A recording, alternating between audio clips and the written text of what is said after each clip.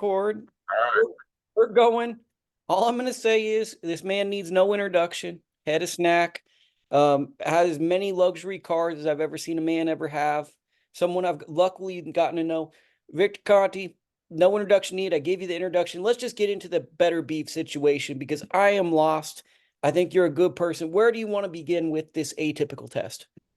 Well, what people need to understand is that these atypical tests are not, I repeat, they are not a positive test.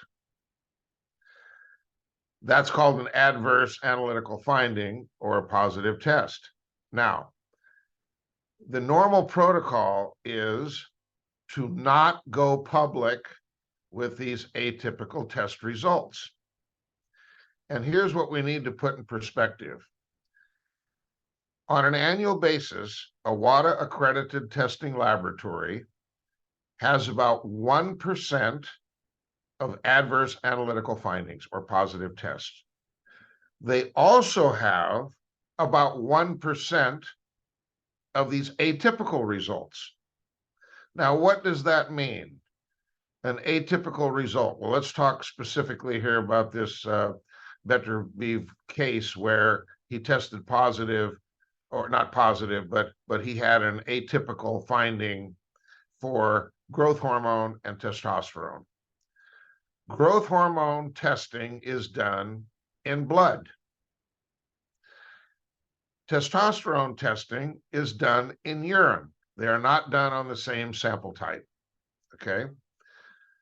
So the initial test, my understanding is it was in the neighborhood of I think the 3rd of December, and it was a negative. And then on the 6th, there was this atypical finding. Now, what could cause a growth hormone level or a testosterone level to become atypical or moderately elevated? There's a lot of different things, such as strenuous exercise. We see these results when I test the boxers, and on a Sunday, they'll do heavy squats, and on a Monday, their testosterone level will be elevated. So strenuous exercise can elevate both testosterone and growth hormone. Something like another example would be sleep deprivation. If you don't get sleep, and this is a stressor on your system, and then all of a sudden your adaptive mechanisms kick in, and what are growth hormone and testosterone? They are healing and repair hormones. That's what they do. So an overtraining syndrome, for example, could cause an elevation of growth hormone. Now, with growth hormone testing, let me tell you a little bit about that test. I don't believe it's nearly as effective as it could be. And the reason is because the window where you would achieve a positive test result from the time of injection is about 24 to 36 hours. So the doping control officer would have to show up to get a positive drug test, shortly thereafter an injection. So this is important to understand. And then there's 3 different legs, they call it, an isoform, I'm talking growth hormone now, and then a biomarker, and then serum IGF-1. And it's like a table won't stand with 2 legs, you need 3 legs.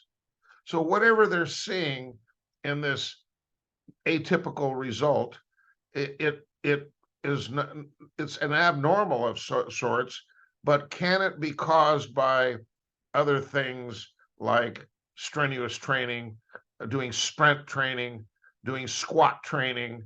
The answer is yes. Okay. Now, what's happened here is Eddie Hearn has come out, and in my description here, I've said what I think he's doing is just showboating. Someone I saw online said this is a nothing burger. Okay. The problem is this is hypocrisy by Eddie Hearn. And here's the reason why. He protects Conor Benn and says, we don't have to give you the science. Eddie's legal team is not going to give you the science. And he's on that side of the argument for Conor Benn. Yet when Beterbiev has this not a positive test, where Conor Benn had 2 actual positive drug tests, and he's arguing against showing the science, here he is arguing, we need to see more. We need to see the science. But it's an atypical result. It is not a positive result. So here's my question to Eddie Hearn.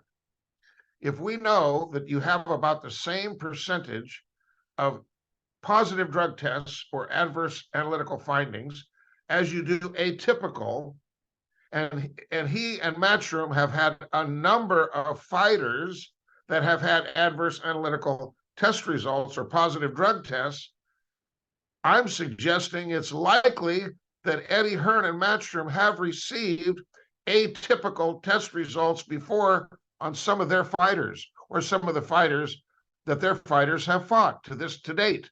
The question is, why is he bringing it out now? Why is he asking about this and turning it into an issue? And a lot of people I see online seem to think that an atypical result is bad news, and that he must have done something bad, and that this is suspicious, and it's creating all this controversy. Now, I don't think that it's right. The normal protocol is to not come out with atypical findings. And my question is, why did Eddie Hearn decide to do this when it's hypocrisy on his behalf by having the opposite position with Conor Benn than what he has here with Beterbiev? Does that make sense? Well, and now I have a question. How common is an atypical test? Like, how often might this occur, or have you heard about these that have not been public? Well, earlier in this discussion at the very top, if you recall, what I said was you have WADA as a laboratory that performs these tests for UKAD, for VADA, for USADA, for everybody. You have about 1% of positive drug tests or adverse analytical findings that will get you suspended. You also have about 1% of these atypical findings. But the atypical findings, that information is given to the promoters and the boxers, but it is not made public. That's the protocol. Why go out there and create all this stir when, as online I read, where it was a nothing burger? That's exactly what this is. So I see this now, Lukie, as an opportunity to educate the boxing world so that they understand what the difference between an atypical result is and an adverse analytical finding. So maybe Eddie did the boxing world a favor by bringing this to everybody's attention, but it also creates undue suspicion and stirs up a lot of controversy, when in my mind, the reason I think he did this is I think his fighter, Callum Smith, is going to get beat. I believe Beterbiev is favored. And he knows that the winner of this fight is going to fight Bivol. And he hopes that that's going to be his fighter. So whether he's trying some psychological warfare tactic here on Beterbiev, you don't hear Callum Smith saying too much, but Eddie's out front talking about all this. But the purpose, in my mind, of honoring your request today to do this interview is to try to clarify the difference between a atypical result, which is a nothing burger, and a adverse analytical finding, which is a positive drug test result. And I think for me, like, I'm a layman boxing PED person, right? So when I see atypical or adverse, I don't know what these words mean. I just know something went wrong. And I think that's the big confusion a lot of fans have, is something that's not business as usual took place for it prior to this fight. And what I'm trying to explain is, if sure, it needs to be looked into further, but there are very simple explanations that could be the reason. And like I said, it could be sleep deprivation. It could be strenuous exercise in the form of sprint training or squat training. And let me explain what happens here. Is, let's take testosterone as an example. And you have a certain amount in your system, and a certain amount's being produced it's like a bathtub, okay? You got water coming into the bathtub and you got water going out the drain. So if you got the spigot on and the drain on at the same time, whether the level goes up or down is going to depend upon whether you got more coming in or going out. Make sense? So these levels fluctuate. You have a fluctuation. Let me give it a specific example with testosterone. Testosterone is produced during the second 4 hours of sleep, the great majority. This is why guys wake up in the morning with a woody.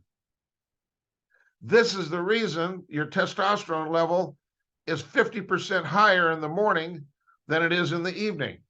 Okay, so there's drastic fluctuations here. You know, exercise, many sleep deprivation, all these different things. Now, understanding with growth hormone, the same thing. Sprint training is one of the things everybody knows causes a significant production of growth hormone. So I would say a better word, even though this may be even more confusing to people, is if you've got a threshold here, a certain level, and you get near that, and sometimes they call it borderline or equivocal is a word that they use, but it is not over the line. It is not a positive drug test, so it shouldn't be treated as a drug test. So when Eddie Hearn said, we need more information, educate us, well, that's exactly what I'm doing right now. So hopefully he'll get the opportunity to, come back and respond to this and explain to us. My question to him is, in the past that you've been doing all this drug testing ever since you've been doing it, have you ever had an atypical test result come to you that you did not disclose because that's the normal protocol? If you did, then why now are you basically going against the protocol and announcing and questioning this to stir things up when, as they've called it, it's a nothing burger? I guess I got to touch on this. The Conor Benn situation has been strange at the very least, right? He fails or allegedly fails. I'm not sure the exact words, but So he tested positive 2 separate times, about 6 weeks apart. Okay, so you understand that part better than me. I just know the Chris Eubank Jr. fight is off. He comes off as very unlikable because he never says sorry. He never apologizes to the fighters who needed that opportunity. And he never presented any sort of science. And I believe that it's likely when we finally do get a chance to find out whatever his supportive evidence is, that it's going to be pseudoscience or fake science, which means it's not peer reviewed by a staff of medical experts to determine that the experimental design that was used to come up with these results is valid or not. So there's a lot of research out there that people refer to that is not peer reviewed and not published in credible scientific journals. So to have a couple of doctors get together and throw together a little pilot study and then try to use that and suggest that it's credible, well, why not come out with that data and have it reviewed by some type of scientific expert that can thereafter present it to the world of boxing? So we know, is his evidence credible or is it pseudoscience or fake? But to drag this out for a year and to come almost weekly or daily, he comes out and it's Conor Benn fight right around the corner. The greatest fight's going to come. We're going to pack these stadiums. We've been hearing this. I'm going to be honest. Eddie Hearn now reminds me back in the day on Broadway in San Francisco. I don't know if you're old enough, Lukie, you're from the Bay Area, but they had strip clubs on both sides of the street. And you'd walk down the street and there would be a barker out front. Eddie Hearn reminds me of these strip club barkers. That's the way he's conducting himself now. He's out there just spewing all this stuff, but it's nonsense. How many of the things that he has said publicly that are in the record about Conor Benn fighting have actually come true? Well, first off, I want to say I've never been to a strip club in my life. So for the record, we will put that there. I haven't really followed Eddie's perspective, but I think as a promoter, you're in a tough situation, right? Because for a lot of guys, there's an ethical dilemma when these things come up. And it's also, people are spending money on these fighters. So I think that there's always a lot of complications. My thing with the Conor Benn thing is, I guess to my understanding, it's about an egg. It's eating eggs. But then originally that was the speculation. And then that's what the WB said that they would accept as a reasonable explanation. But then Conor later said, that's not the answer. That's not how it happened, because that was a very poor explanation, because it's illegal to give chickens clomiphene in the country of the UK. And if wherever you had the exposure, I don't care if it's a supplement, I don't care if it's an egg, I don't care for what it is, if you're going to get ultimately what you're looking for in all these drug cases is what they call a no fault or negligence ruling. So you're exonerated. How do you get that? I'll tell you how you get that. You look back and you figure out where you were buying these eggs. You figure out what brand it was. You buy some more eggs, because more than likely that same brand and that same type that they're selling, they continued to use the same process if they were administering clomiphene to the chickens, and you bring it to a laboratory and you have it tested. That's step number one, which I don't believe they ever did. That's not a part of their science. So what I'm trying to say is it's up to the person that has received the positive drug test to identify where they got the exposure. And this all started with in 1999, let me give it some background here, with some Italian runners who tested positive for nandrolone, an anabolic steroid. And they said, it must be these iron supplements that I'm taking, because this is the only thing we take, these two runners. So they tested them. Wow, they came back at 57% of the capsules, and then they went and bought 6 other additional bottles with the same lot number and tested those. They said, wow. So you walked into a pharmacy or a store in Rome, you bought these supplements, you took them, you tested positive.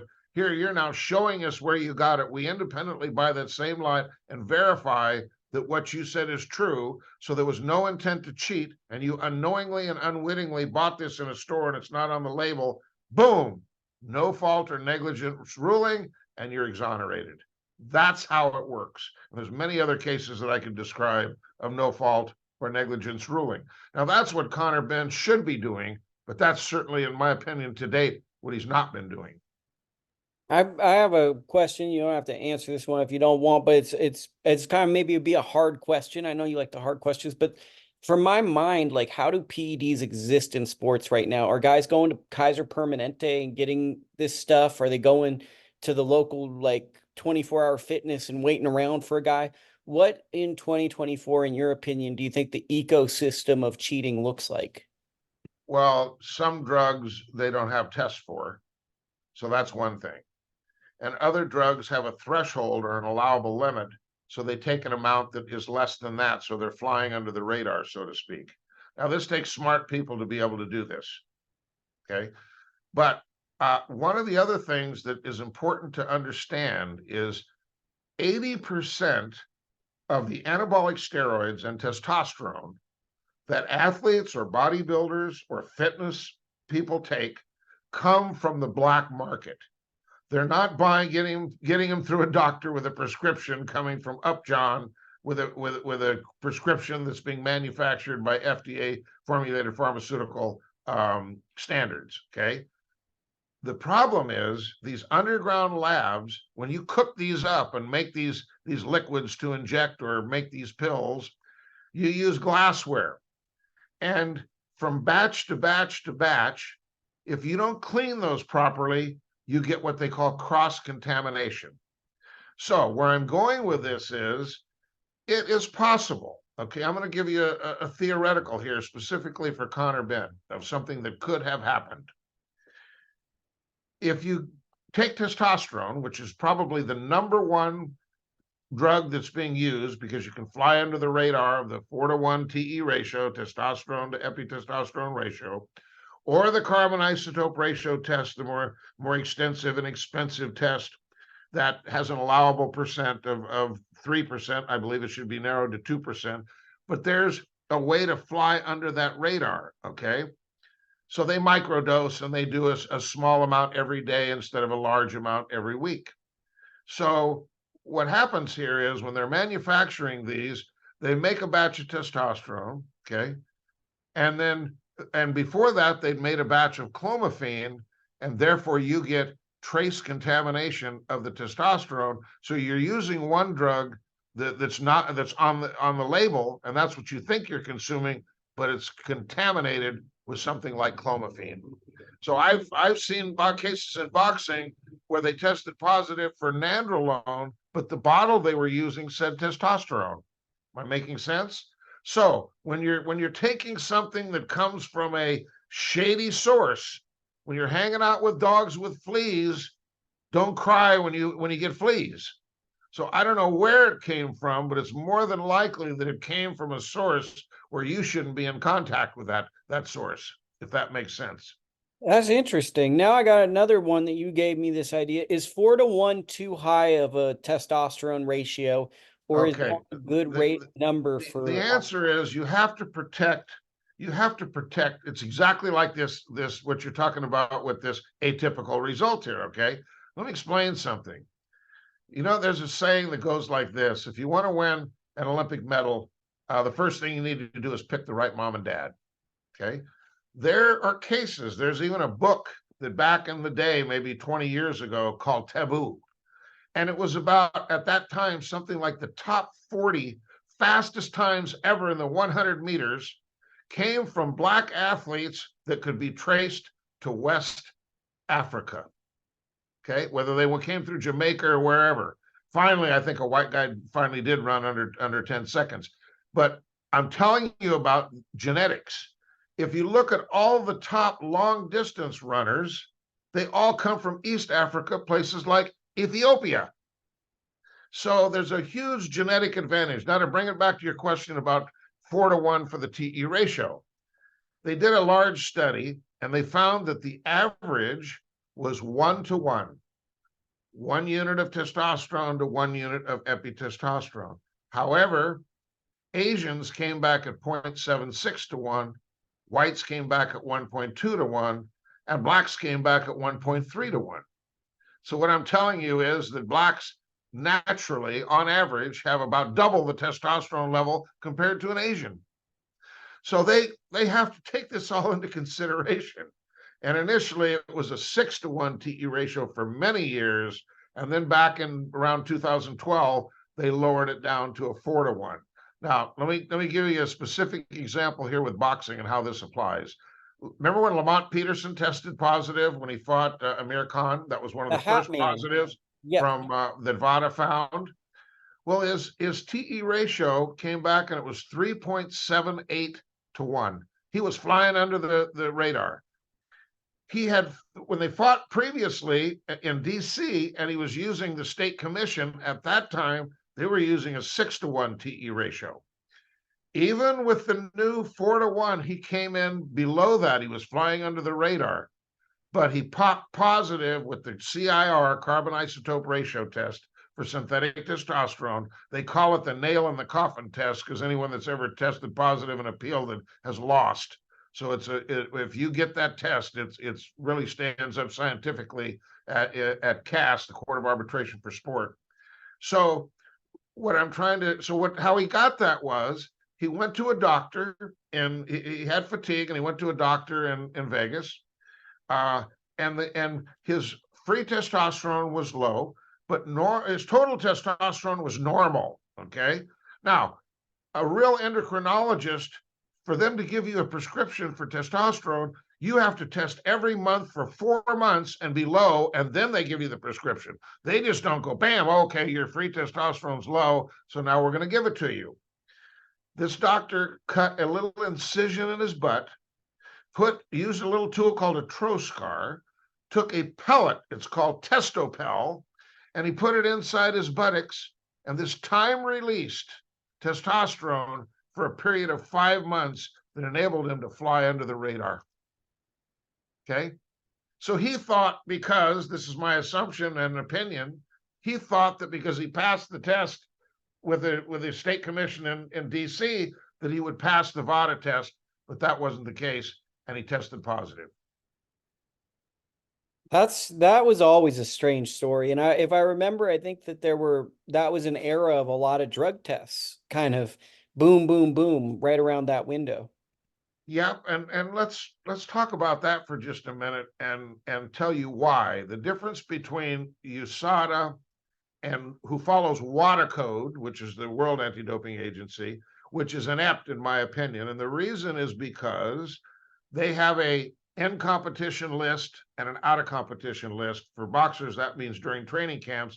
And there are 84 prohibited substances that they do not test for. I'm talking about UKA here, that they do not test for during training camp, but only on fight night.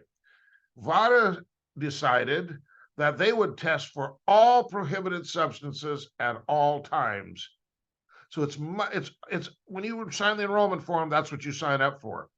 Now, one additional difference is we were talking about synthetic testosterone being the most used, widely used performance enhancing drug today, I would say, is that they don't just do the TE ratio, which is just a standard part of the anabolic steroid panel that anybody that orders a steroid panel gets the TE ratio. They go to the expense of an additional, and this is a guess, but around the neighborhood of $450 on every single urine test that they test. They use the carbon isotope ratio for synthetic testosterone. Now, let me explain why that's important. Dick Pound, back in 2013, they did a survey of the positive rate of all prohibited substances that WADA accredited labs test for. The carbon isotope ratio test had a 5% positive where every other test had a 1%. So if you have a test that's 5 times more effective than all the other tests, why would you not want to include that? Because that seems to be the barn door that's wide open. Make sense? So this is the difference between the VADA testing and what others that follow WADA code like UKA and Drug-Free Sport and USADA and UFC, they're not following the all prohibited substances at all times like VADA does. We've only got a couple more minutes. A curious question I want to know is, you've been in boxing for about 12, maybe even longer years now with SNAC. How do you look back? I think people always want to label SNAC or label you. How do you look at SNAC and view SNAC's reputation as the person heading the company? Well, I aside from the 2003 Shane Mosley case that everybody knows about, that was a part of Balco, I started, well, I like to call it Act 3 in my life or my career, with Andre Ward for a couple fights, and then Nonito Donaire, and on and on. And from then till now, Jim Lampley asked me recently to put together a list of all the world champions that I've worked with in the last 14 years, and that number is 28. Not all of them, but the majority of them have been doing stringent full VADA testing. So I'm most proud of that. Not only the number of fighters that many of them were already world champions when they came to me, but the point is that have rep SNAC, that SNAC has sponsored, that I have worked directly with. That's 28 world champions. So and I've been an outspoken anti-doping advocate now for many years, since 2005. I met with USADA representatives. I met with Rich Young, who was the co-author of the WADA code, the World Anti-Doping Agency code, that the rules and policies that everybody follows. I met with him and went over a couple thousand pages of documents. I met with Dick Pound, the founding chairman of WADA. I've been involved, with advising in various times with VADA. I've never had any sort of financial interest or had any ownership or any direct control whatsoever, zero, regarding VADA. Some people ask that question because I'm always promoting VADA. And when I say the word we, people have asked that. We, to me, doesn't mean VADA. It means everyone in the entire anti-doping movement in boxing. So I'm speaking out for everybody. And if you saw recently when Terence Crawford was on the Joe Rogan show, and Terence said, well, he's just not helping me. He's helping all fighters. He's trying to create a level playing field and show a priority to health and safety for boxers, but it's for everyone, not just the SNAC fighters. So that's what I would like people to know. So last thing, Crawford, working with Crawford, he might be the best fighter in the world of this era. how did that come about, and kind of what does that feel like? Is that maybe one of the best fighters you think you've ever worked with?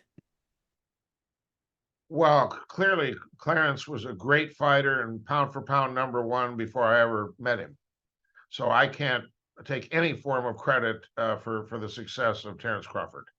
So let's say that in the beginning.